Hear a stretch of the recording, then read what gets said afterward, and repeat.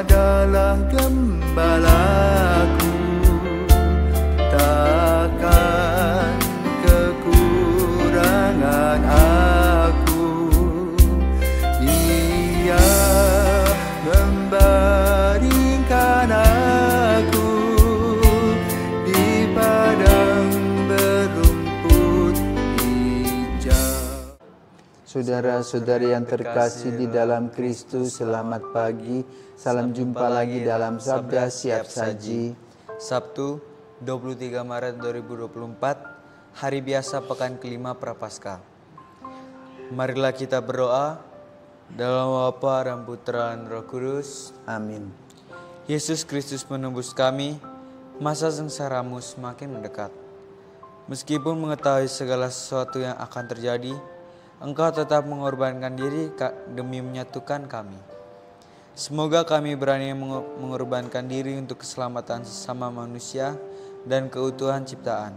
Sebab Engkaulah yang hidup dan berkuasa bersama Dikau dalam persatuan Roh Kudus, Allah sepanjang segala masa. Amin.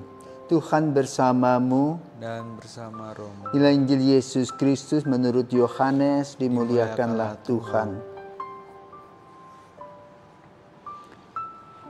Yohanes bab 11 ayat 45 sampai dengan 56. Banyak di antara orang-orang Yahudi yang datang melawat Maria dan yang menyaksikan sendiri apa yang telah dibuat Yesus terhadap Lazarus percaya kepadanya. Tetapi ada juga yang pergi kepada orang-orang Farisi dan menceritakan kepada mereka apa yang telah dibuat Yesus itu. Lalu imam-imam kepala dan orang-orang Farisi memanggil mahkamah agama untuk berkumpul. Mereka berkata, apakah yang harus kita buat? Sebab orang itu membuat banyak mujizat. Apabila kita biarkan dia, maka semua orang akan percaya kepadanya. Lalu orang-orang Roma akan datang dan merampas tempat suci kita serta bangsa kita. Tetapi seorang di antara mereka, yaitu Kayafas, imam besar pada tahun itu, berkata kepada mereka, kamu tidak tahu apa-apa. Kami tidak insyaf. Kamu tidak insyaf bahwa lebih berguna bagimu jika satu orang mati untuk bangsa kita daripada seluruh bangsa kita ini binasa. Hal itu dikatakan Kayafas bukan dari dirinya sendiri, tetapi sebagai imam besar pada tahun itu ia bernubuat bahwa Yesus akan mati untuk seluruh bangsa. Bukan untuk bangsa itu saja, tetapi juga untuk mengumpulkan dan mempersatukan anak-anak Allah yang tercerai-berai. Mulai dari hari itu mereka sepakat untuk membunuh dia. Karena Yesus tidak tampil lagi di muka umum di tengah-tengah orang Yahudi. Ia berangkat dari situ ke daerah dekat padang gurun ke sebuah kota yang bernama Efraim. Di situ ia tinggal bersama murid-muridnya. Pada hari raya Paskah, orang Yahudi sudah dekat dan banyak orang dari negeri itu berangkat ke Yerusalem untuk menyucikan diri. Sebelum Paskah itu, mereka mencari Yesus dan sambil berdiri dalam bait Allah, mereka berkata seorang kepada yang lain, bagaimana pendapatmu? Akan datang jugakah ia ke pesta? Demikianlah sabda Tuhan, terpujilah Kristus. Selamat pagi Romo. Selamat pagi Filio. Pada hari ini lagi-lagi Injil menceritakan bagaimana Yesus membuat mujizat yang sungguh luar biasa. Di sini saya ingin bertanya, kenapa banyak orang itu nggak suka apa yang Yesus buat? Padahal yang Yesus buat itu baik dan tidak merugikan mereka. Selamat pagi para Pirsaun dan Filio. Filio, kalau kamu berjualan, ya, misalnya kamu jualan pisang goreng. Satu pisang goreng 2.000 rupiah kamu jual. Lalu saya datang sebagai pendatang baru. menjual pisang goreng 1 buah 1.000 rupiah. Pertanyaannya, kemanakah pembeli datang? Ke tempatmu atau ke tempatku? Ukurannya sama, barangnya sama, harganya beda. Ke tempat Romo. Ke tempat saya. Lalu pertanyaannya, kamu senang dengan kehadiranku? Nggak senang sih Romo. Gak senang, marah toh? Ya. Kalau bisa ya dia dikasih aja magic, ya toh, matikan dia, kan begitu, supaya kamu bisa berjualan lagi. Sudah dari dulu jualan kamu. Ya? Nah, mirip sama dengan orang-orang Yahudi, para pemuka agama. Ya, jadi mungkin kita perlu tahu situasi, kondisi negara, daerah itu. Ya, daerah itu adalah daerah jajahan Romawi, di mana sebagai pejabat sipil, ya, gubernur dan sebagainya, harus memberikan pajak kepada Roma. Lalu para pemimpin agama pun memerlukan uang 1/10. Jadi ingat, itu masih tradisi Abraham, 1/10. Jadi semua barang-barang dipajak. Pajaknya berapa coba? Kalau kamu belanja sekarang, pajak berapa persen? Kalau kamu belanja, biasanya 10% pajak. Ya, kalau makan di restoran kamu dipajaki 10%. Ya, kalau kamu ke gereja dipajaki juga 10% misalnya. Jadi penghasilanmu 2 juta, yang harus kamu setorkan berapa?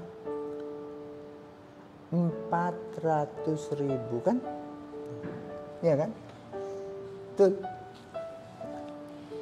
Nah, uang 200 itu untuk sipil, untuk pemerintah, 200 juga untuk para pemimpin agama. Itu 1 orang loh.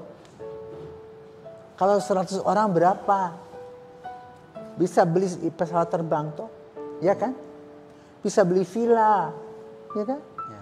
Nah, sekarang datang Yesus yang semuanya gratisan. Dijamah sembuh. Gak usah ke dokter, gak usah bayar. Lapar dikasih makan. Kemanakah publik itu datang? Yesus. Pada Yesus. Jadi Yesus itu bisa memengaruhi masyarakat. Ya, dengan kata-katanya yang bijak, dengan perbuatannya yang baik, dengan mujizat-mujizatnya, dan juga penyembuhan-penyembuhannya. Nah, lalu kemana mereka sekarang? Para pemimpin agama itu berkhotbah, terdengar, pergi. Tuh, ya. Mungkin waktu itu belum terkoordinir seperti sekarang. Kalau sekarang kan diumumkan di gereja toh, ya, orang-orang yang biasa memberi persepuluhan. Nah, lalu muncul tadi sifat kita manusia, iri hati dan dengki.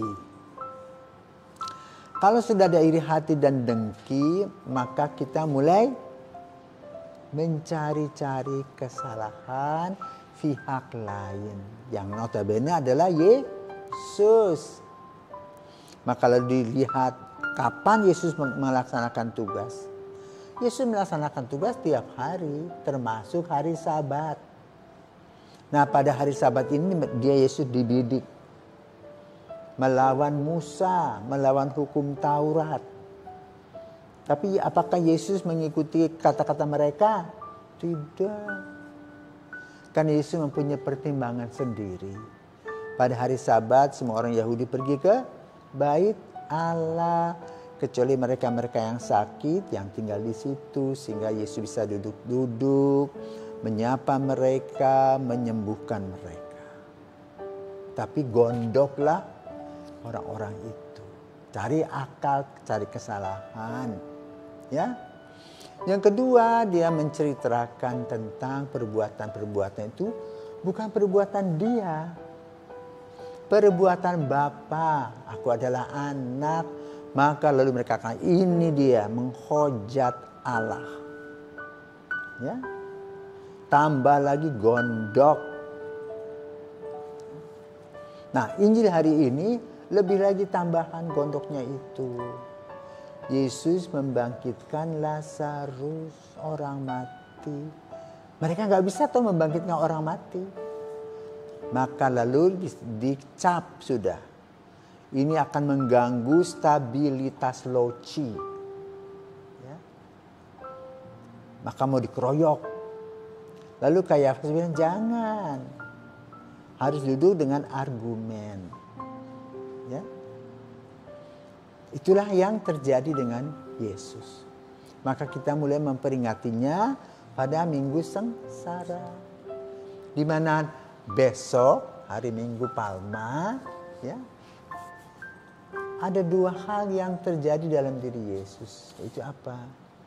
Rakyat kecil mengharapkan Yesus menjadi raja. Sesudah itu hari Jumat, hari Kamis ditangkap, ya. Asal dilulukan sekarang dia disalibkan. Nah, itulah perjalanan kehidupan Yesus dan pelayanannya. Jadi ada fluktuasi. Apa yang harus kita ingat bahwa kebaikan-kebaikan yang kita laksanakan belum tentu semua orang, bahkan pemimpin kita juga menyetujui dan memberikan support dan apresiasi. Tetapi yang perlu dilakukan adalah kalau kita melaksanakan kebenaran, jalan terus. Tak usah pandang dia pembesar, teman atau siapa. Yang penting kamu bisa melayani dengan sungguh-sungguh sesuai dengan apa yang diinginkan oleh Tuhan. Maka lalu harus mencari waktu duduk. Ya. Agar perbuatan-perbuatan baik yang menghasilkan kebaikan-kebaikan itu tidak menghasilkan kesombongan kita. Tetapi semakin rendah hati, kenapa? Kita hanya dipakai sebagai alat Tuhan. Sama seperti orang tua, ya. Orang tua itu setelah anak-anak besar pergi. Tetapi mereka bangga kalau anak-anak tadi sudah bisa bekerja dengan baik. Menjawab panggilan masing-masing, ya. Banyak keluarga-keluarga yang bangga kalau anak-anaknya boleh menjadi imam. Itu kebanggaan orang tua, kepuasan batin. Walaupun orang mengatakan, punya anak pastor nggak bisa memberi uang. Ya, hidup bukan hanya makan roti dan nasi saja, tapi dari semua firman Tuhan. Maka saudaraku terkasih, pesan hari Sabtu menjelang Minggu Palma itu adalah mari kita berbenah diri, melihat diri sendiri, bukan melihat kekurangan-kekurangan orang lain, bahkan merencanakan kejahatan-kejahatan karena iri hati dan dengki. Berjalanlah dalam kejujuran. Kalau kamu melihat temanmu tidak jujur dan kaya raya, jangan kamu ingin masuk ke sana. Ya, karena nanti ada hukum sebab akibatnya itu. Secara material mungkin dia kaya, tetapi secara rohani dia miskin. Kenapa? Dia tidak melakukan kejujuran dalam hidupnya. Gitu. Maka kita perlu mendoakannya, bukan menghakiminya. Selamat mempersiapkan diri memasuki pekan suci. Tuhan memberkati.